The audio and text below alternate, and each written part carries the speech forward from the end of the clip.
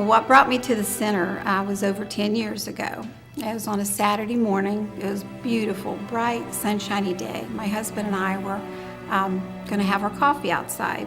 Our trash collection truck usually runs during the night, so you would never see him. Well, I looked down the road, and about 4 or 5 houses down, there he sat. And I thought, well, what's going on? I thought he had car trouble or truck trouble with the engine. So I didn't think much more about it, and he took a long time.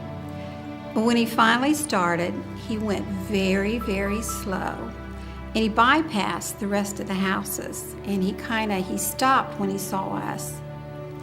And then after a time, he got out of the truck, and he came around, and he kind of motioned like this to us. And I thought, well, I don't know anything about engines.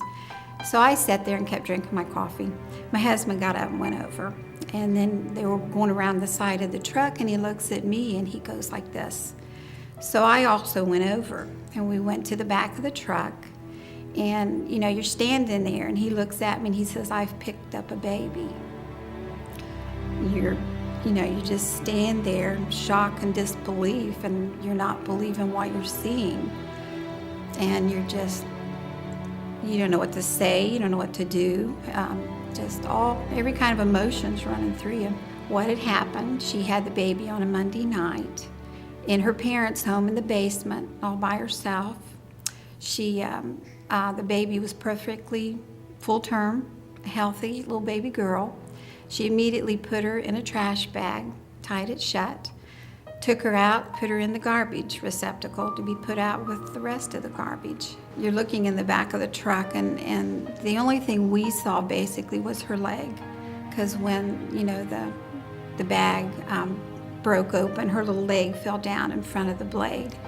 I just wanted to crawl up in that truck. I wanted to get up in that truck and get her out. I just wanted, being a mother or whoever, you just wanted to I wanted to get that baby out of there so bad.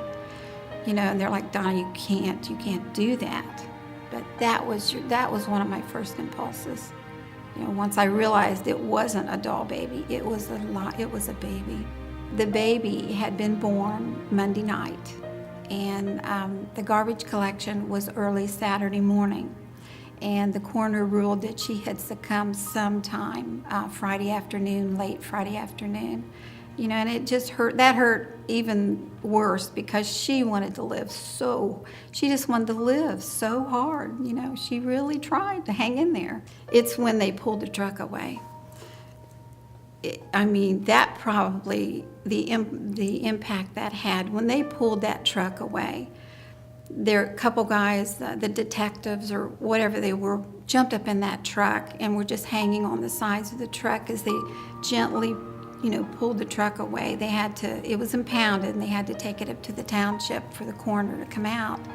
But just like I said, the whole mood of everything and how they were just like gently,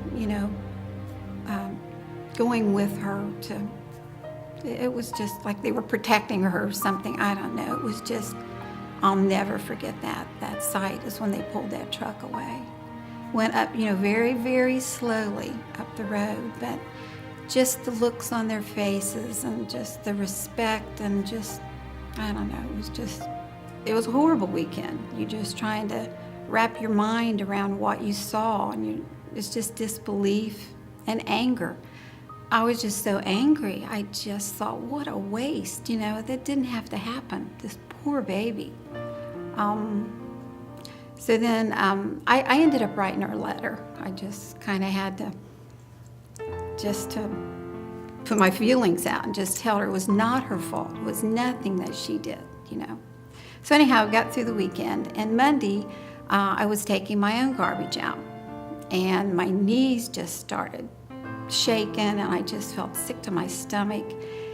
And I was condemning her. I was so mad. I thought, how could anyone have done something so cold, just so cold, as to what she did?